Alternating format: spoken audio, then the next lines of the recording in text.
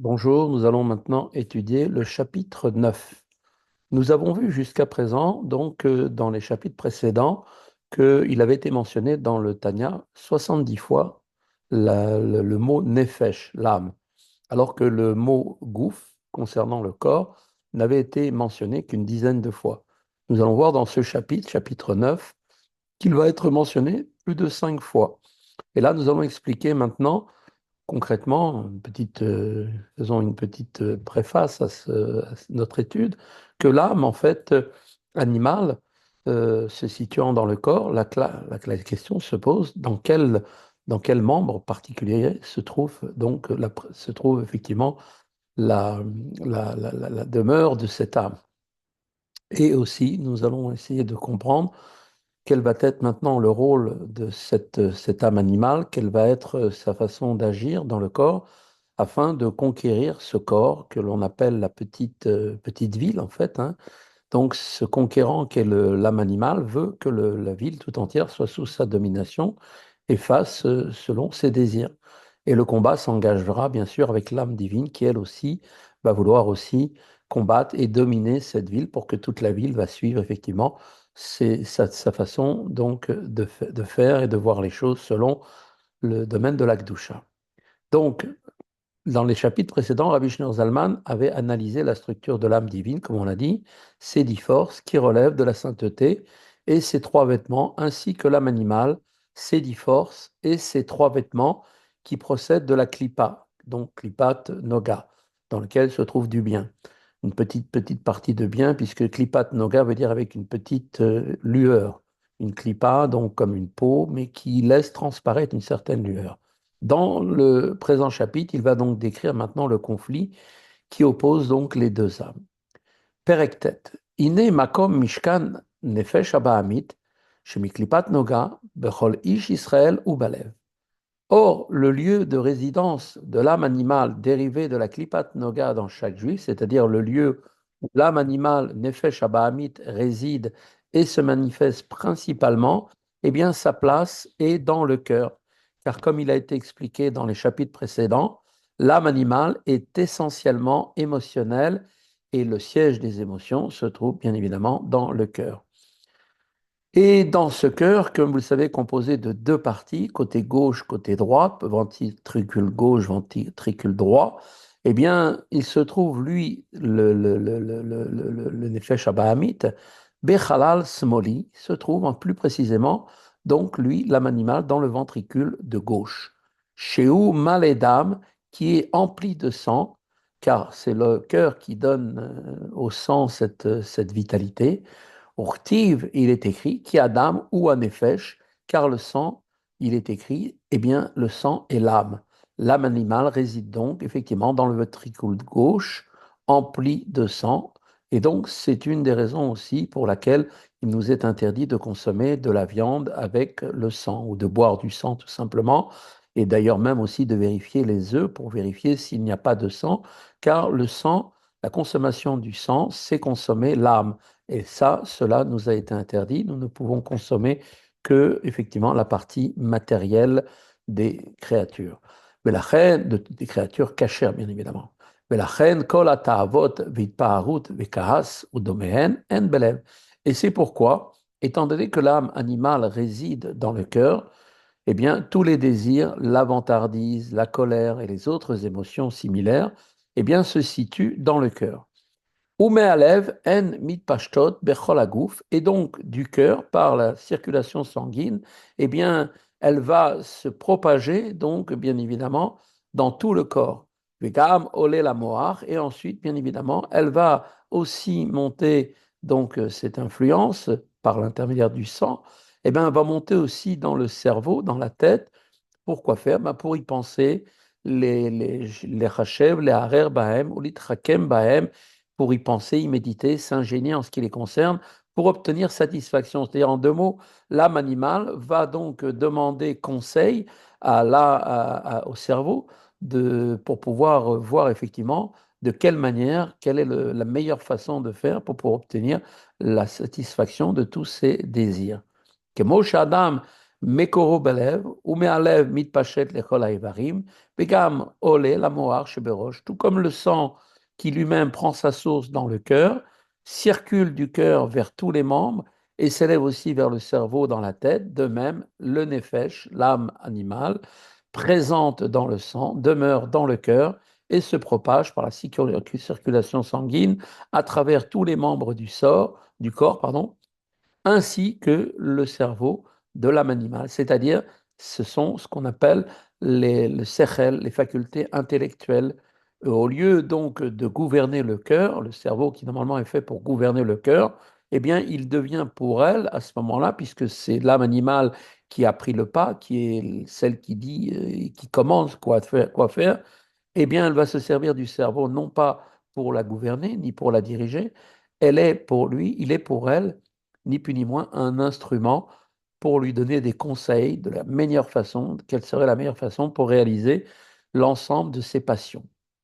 Af, makom mishkan nefesh elokit, ou bemochin, sheberosh, ou misham mitpachetet lekol haevarim. En revanche, le lieu de résidence de l'âme divine se situe dans le cerveau, dans la tête. Et de là, eh bien, effectivement, cette âme divine s'étend, elle aussi, vers tous les membres du corps. Comme il a été expliqué dans le chapitre précédent, l'âme divine est essentiellement intellectuelle et le cerveau est le siège de l'intellect. C'est là où se trouve donc effectivement la résidence principale donc de l'âme divine dans le cerveau. Vegam belev bechalal hayemini, she'en bodam, et elle réside également, cette âme divine, pas seulement dans le cerveau, mais aussi également dans le cœur, mais là, cette fois-ci, dans le ventricule droit, où il n'est point de sang. Que Moshe Katuv, comme il est d'ailleurs dit et marqué dans la Torah, Lev chacham liyemino, le cœur du sage, c'est-à-dire l'âme divine par opposition au mauvais penchant de l'âme animale qualifiée dans les Écritures de vieil insensé, Zaken Chsil, un vieil insensé, eh bien, l'âme divine, le cœur du sage, eh bien, comme il est dit, l'âme divine est à sa droite. L'âme divine ne réside donc pas seulement dans le cerveau, mais aussi dans le ventricule droit du cœur, comme il l'a fait lorsqu'il a étudié l'âme animale. Eh bien, Rabbi Shlomo Zalman distingue le cœur des autres organes, car contrairement aux autres organes dans lesquels ne se manifeste qu'une extension de l'âme divine, c'est l'âme elle-même, ses facultés émotionnelles qui se révèlent dans le cœur. C'est ce point qui est présenté maintenant et qui sera donc développé à présent. Et donc, ces dimensions donc, qui va être sentimentale de l'âme divine, des sentiments qui vont être réalisés par l'âme divine, vont se révéler, eh bien, et dans le cœur du côté de la partie droite. Vi ahavat Hashem kerashpe shel ahava. C'est, par exemple, cette révélation de l'âme divine dans le cœur et l'amour flamboyant pour Dieu. Mitlahevet belev maskilim, qui elle-même brûle donc cet amour dans le cœur des hommes subtils qui utilisent leur faculté de chorma. Amevinim ou mitbonenin, qui comprennent et réfléchissent avec la faculté de bina, donc la notion de compréhension de l'âme, par laquelle une question est analysée dans tous ses détails et dans toutes ses ramifications. Bedahatam, Asher, Bemocham, avec aussi bien sûr la faculté de connaissance de leur cerveau, c'est-à-dire la faculté de Da'at, qui est ce qu'on appelle la connaissance, qui permet de se concentrer, de ressentir ce qui a été déjà compris et surtout intégré et donc fait partie maintenant de son savoir et de sa connaissance. Et donc, Bidvarim, Ameorim et Tahava, ainsi l'amour brûle dans le cœur de ceux qui emploient les trois facultés de Chokhmah, Bina et Da'at pour méditer sur des choses qui éveillent cet amour, c'est-à-dire pour méditer sur la grandeur de Dieu. Car comme il a été expliqué au chapitre 3, comprendre la grandeur de Dieu conduit forcément à l'aimer. Un tel amour est donc exemplaire d'une situation dans laquelle l'âme divine se révèle dans le cœur à partir du cerveau. Comme l'avait expliqué le Rambam, quand on veut connaître Dieu, qui est insondable, qui est inconnaissable, eh bien, on regarde ses œuvres, on regarde l'ancienne, on regarde toute la création. Et quand on regarde la chose qui a été créée, on ne peut que être effectivement touché par la grandeur et l'infini de celui qui a créé tout cela. Et donc cela nous donne effectivement un sentiment d'amour pour lui. Vechen simchat lev mitpaeret Hashem ve'adar geono. De même, il est une autre forme beaucoup plus profonde de révélation de l'âme divine dans le cœur, la joie du cœur devant la splendeur divine et la majesté de sa gloire à travers toute la création.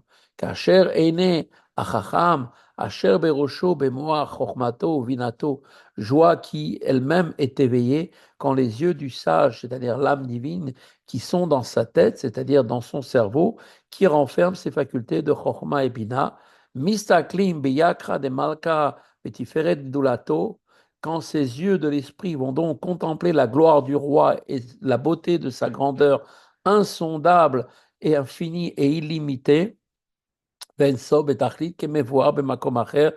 alors, effectivement, donc, comme cela a été expliqué par ailleurs, alors le cœur, forcément, se réjouit et est heureux.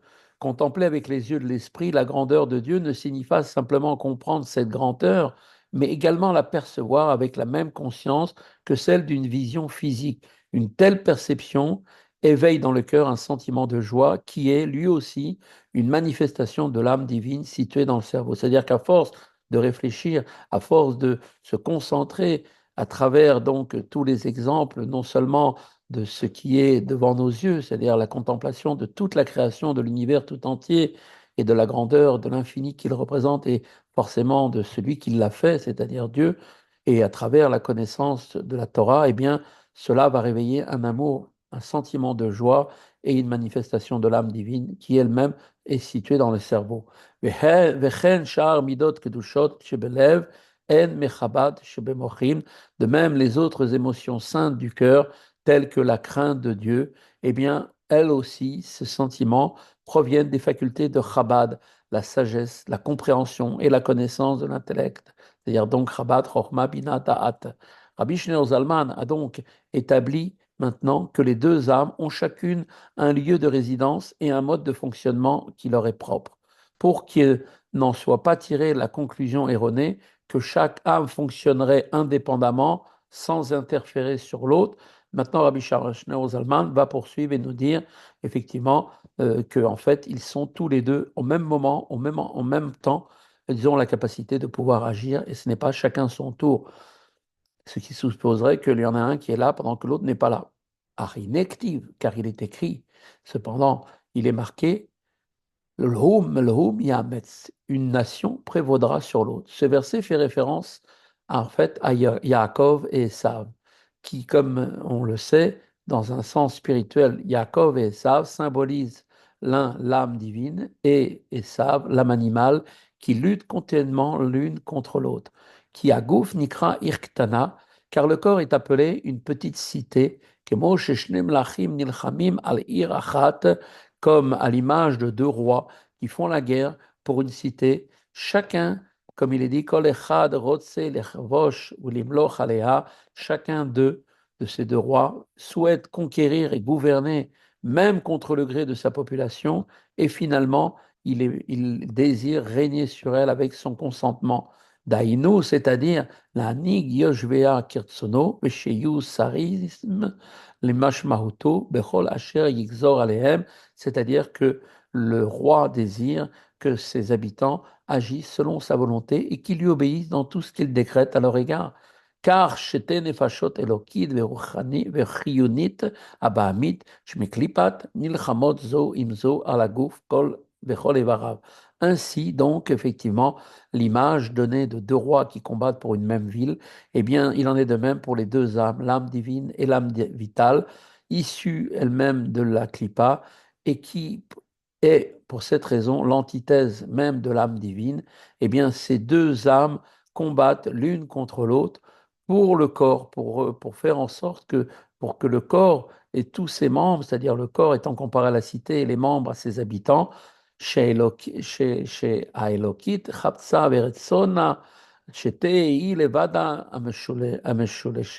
המושלת עליו ומנהיגנו ומנהיגתו, car le désir et la volonté de l'âme divine sont qu'elle soit la seule à gouverner exclusivement le corps et donc de pouvoir le régir elle seule. Vechol haivarim iyu sarim lemashmahata ou betelim esla legamre, afin que tous les membres du corps lui obéissent, se conforment effectivement à ses ordres et plus encore qu'ils lui soient totalement subordonnés, c'est-à-dire qu'au-delà même de leur obéissance effective, leur volonté soit également totalement soumise à la sienne, à l'âme divine. Ou Merkava, Aléa, mais l'âme divine ne s'en tient pas là, elle désire encore plus aller au but qu'il soit comme un char pour elle. En d'autres termes, l'âme divine ne désire pas simplement que les membres on se soumette comme quelqu'un qui va soumettre sa volonté à la sienne, ce qui en fait sous-tendrait qu'ils ont quand même encore une volonté propre, mais soumise à l'âme. Le désir de l'âme est plutôt que ceci n'ait plus de volonté propre, indépendante, et qu'il soit à un stade d'annulation devant elle, comme un char qui, comme on le sait, n'a aucune volonté propre et n'est que l'instrument de son conducteur, et il va exactement là où le mène le conducteur. ויהיו לבוש לעשר בכינותיה ושלושה לבושים הנזכרים לעיל שהתלבשו כולם באיברי הגוף. Et tout cela, elle veut qu'il soit soumis pour que, eh bien, soit un vêtement, qu'il soit elle-même, ses membres, soit effectivement, donc par cette volonté, soit totalement un vêtement pour ces 10 facultés de l'âme divine et ces 3 vêtements que nous avons mentionnés précédemment, pensée, parole et action, de sorte que tous, effectivement, se revêtent des membres du corps. Veillez à gouf kulo male mehem levadam, et que le corps tout entier soit empli d'eux, des facultés, donc, et les vêtements de l'âme divine uniquement. Donc, la faculté, ce sont l'intellect et les sentiments, et les vêtements, comme on a dit, donc, effectivement, pensée, parole, action. La soumission du corps à l'âme divine pourrait ne pas exclure une soumission ponctuelle à l'âme animale. C'est pourquoi Rabbi Shlomo Zalman ajoute la phrase le corps entier soit rempli d'eux uniquement. Il souligne ainsi la volonté de l'âme divine, qui est d'avoir la direction exclusive et permanente du corps comme un instrument d'expression, sans laisser aucune place pour les facultés et les vêtements de l'âme animale. Velo yavor zar betocham chas v'shalom, et que, effectivement, ne soit traversé par aucun élément étranger que Dieu préserve, en d'autres termes, que l'âme animale n'exerce aucune influence sur le corps. Toutes ces expressions sont une description générale du désir de l'âme divine d'emplir le corps tout entier. Rabbi Shlomo Zalman va maintenant s'intéresser aux détails de cette soumission et il va effectivement s'agir en d'autres termes d'identifier pour nous les membres particuliers qui permettent l'expression de chaque faculté ou de vêtement de l'âme divine. Dans les mots de Admorazaken, Dainu tlat mochin sheberosh iyu mimlohim mimulehim mechabad shebenefesh elokit. C'est-à-dire plus précisément, l'âme divine désire que les 3 cerveaux, les 3 régions du cerveau qui correspondent aux 3 facultés intellectuelles, Chabad, Chochma, Bina, Da'at, cerveau droit, cerveau gauche et le cervelet, soient emplis des facultés de Chabad, de l'âme divine, Shei, Chochmat Hashem ou Binato, qui sont eux-mêmes la perception, Chochma, et la compréhension de Dieu.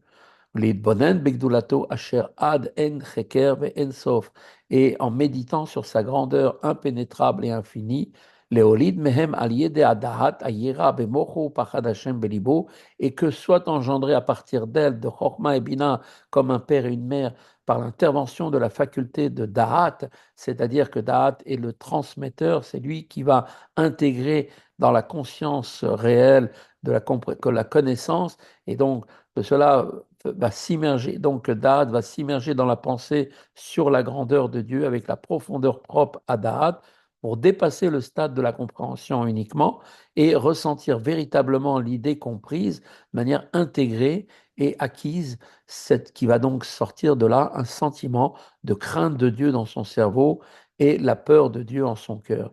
Ve'avat Hashem ke'esh bo'arat belibo kerashpe shel hava, et aussi de dévoiler ainsi un amour pour Dieu brûlant comme un feu en son cœur, semblable à des flammes ardentes. Liyot nirsefa vegam kalta nafsho bechashika vechafitza ledvekabo be'en sof baruch bechol lev benefesh umeod, de sorte que son âme aspire et défaille même au point de défaillir avec une passion et un profond désir de s'attacher à Ohen Sof, infini de Dieu, béni soit-il, selon les termes du verset, tu aimeras l'Éternel ton Dieu, Bechol vafra de tout ton cœur, Bechol nafshecha de toute ton âme, ou Bechol meodecha de tous tes pouvoirs. De tout ton cœur signifie que le cœur est empli d'un amour pour Dieu, de toute ton âme implique que l'amour se répand au-delà du cœur pour imprégner tous les membres du corps. Par exemple, le pied même va marcher avec zèle pour accomplir une mitzvah, par exemple, aller à la synagogue ou alors aller à un cours, il va s'empresser. De tout ton pouvoir signifie que l'amour pour Dieu est tel que l'on est disposé à faire preuve, même s'il le fallait, de Messirut Nefesh, c'est-à-dire du don de sa vie, de sacrifice de soi, dénué de toute fin personnelle, uniquement les Shem Shamayim par amour pour Dieu, quand cela est nécessaire, se révèle effectivement cette faculté de toutes nos forces.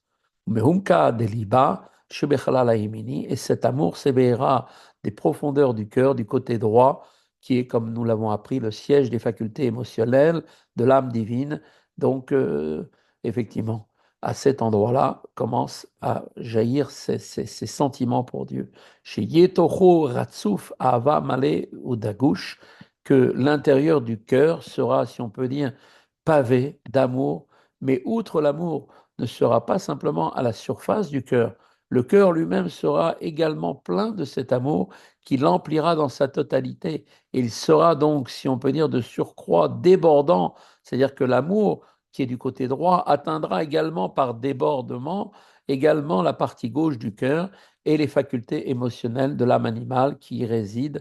Donc tout cela, nous allons le voir maintenant dans les mots de Admor Azaken, qui nous dit Ad shetit pachet gam lechalal asmoli leit kafia le sitra achara yesod amayim araim sheba, et cet amour de côté droit de l'âme divine se répandra ainsi par un débordement vers le côté gauche du cœur pour faire plier la citra achara, notamment l'élément des mauvaises eaux qui est en elle l'âme animale. Chez Ta'avot, chez Miklipat Noga, qui, comme on l'avait vu, l'eau représente l'appétit des plaisirs qui émanent de la Klipat Noga. Comme il avait été expliqué au chapitre premier, l'élément d'eau de l'âme animale éveille l'appétit pour tous les plaisirs matériels dérivés de la Klipat Noga. Or, cet appétit de l'âme animale est l'équivalent du sentiment d'amour de l'âme divine pour Dieu. Eh bien, on va changer cet appétit pour les plaisirs matériels vers un appétit d'un sentiment d'amour divin pour Dieu uniquement. Les shanota ou la afra, nata'anuge olamazé, la avat Hashem, et donc on va transformer cela pour que le sentiment d'amour intense de l'âme divine pour Dieu aura donc pour effet de changer complètement cet appétit des plaisirs matériels de l'âme animale et de transformer donc effectivement en un amour pour Dieu. Kemo shekatouf, comme il est écrit, bechol vafra, de tout ton cœur, et effectivement, beshne yetzecha, comme il est marqué, avec tes deux penchants. On sait très bien que nos chachamim interprètent en se fondant sur l'usage de la forme du mot levafra, il y a deux vaves, deux bêtes, pardon, deux fois bête, au lieu d'un seul. On aurait pu écrire levafra avec un seul bête, qui donne en fait au verset le sens implicite. On vient nous dire, en fait, de manière cachée, de tous tes cœurs au pluriel, avec, c'est-à-dire tu aimeras l'Éternel ton Dieu, avec tes deux penchants, c'est-à-dire le bon penchant et le mauvais. Le mauvais penchant, c'est-à-dire l'instinct de désir de l'âme animale, peut donc lui aussi parvenir à l'amour du divin, et tel est le projet à son égard de l'âme divine, car par ce débordement d'amour, eh bien, elle va complètement subjuguer et transformer le désir de tous les sujets matériels qu'a l'âme animale pour un désir uniquement et un plaisir en Dieu. Et ça, maintenant, Rabbi Jalman va nous le décrire, la qualité particulière de l'amour qui conduit à un pareil accomplissement. Nous dit la chose suivante. Vayinu she'ale v'yavo v'igia le madriga ahava rabba v'chiba yetira mi madrigat ahava aza kerashpesh. Une telle métamorphose du désir de l'âme animale qui était pour des plaisirs matériels, signifie que l'on s'élève pour atteindre le niveau de Ahava Rabba, l'immense amour dont on avait parlé, qui, comme on l'avait dit, est un amour qui dépasse même le niveau de l'amour ardent que nous avons évoqué précédemment. Vi anikra bekatuv ahava beta'anugim litaneg al Hashem mais ein olam baba. C'est ce niveau d'amour qui est appelé dans la Torah, dans les Écritures, ahava betahanugim, un amour dans les délices. Ça veut dire qu'il consiste à se délecter dans le divin, qui est donc déjà un avant-goût du monde futur, puisque la récompense du monde futur réside précisément dans le délice de la perception du divin. Donc il y a plusieurs niveaux de amour, comme on avait dit, Ahava Rabba, le grand amour, qui est de transformer ses désirs pour les choses matérielles vers un désir totalement consacré à Dieu, à tout ce qui concerne le spirituel, le divin. Et il y a encore un niveau supérieur qui est ce qu'on appelle ici l'amour par un amour dans les délices. C'est-à-dire que maintenant, il est un niveau tel qu'il se délecte maintenant de tous les plaisirs du divin. והעונג הוא במוח חוכמה ושכל המתענג בהשכלת השם וידעתו כפי השגת שכלו וחוכמתו.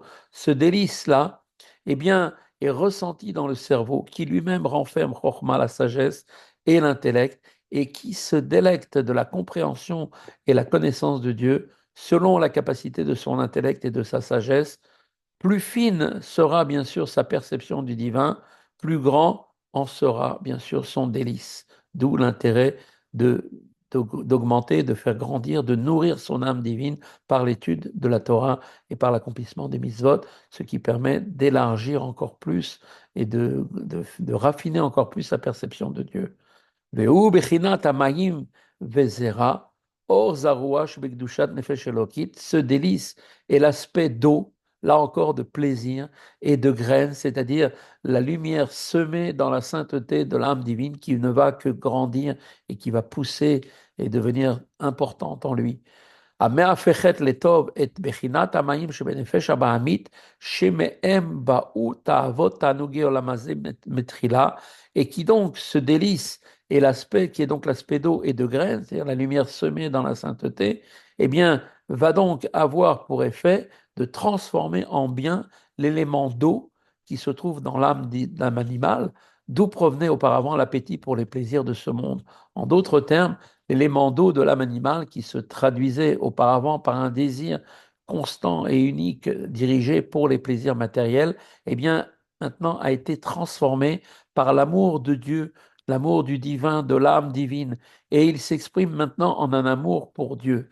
כמו שכתוב בעץ חיים, שער נ' פרק ג' בשם הזוהר, שהרע נהפך להיות טוב גמור, כמו יצר טוב ממש. Et comme il est écrit dans le Etz Chaim, porte 50, chapitre 3, au nom du Zohar, le mal de l'âme animale est transformé en bien parfait, devenant vraiment le bon penchant. בהסיר הבגדים הצוהים ממנו שהם תענוגי עולם הזה, שהוא מלבוש בהם, en faisant ni plus ni moins que de se dépouiller, c'est-à-dire de se dévêtir de ces vêtements souillés que sont les plaisirs physiques dont il était revêtu auparavant. En fait, l'âme animale est une puissante force de désir, cependant, cette force en tant que telle est neutre et peut donc être orientée vers des horizons différents. C'est en raison effectivement de son enveloppe corporelle qu'elle est attirée a priori par les plaisirs matériels. Ses désirs sont alors des vêtements souillés pour cette force.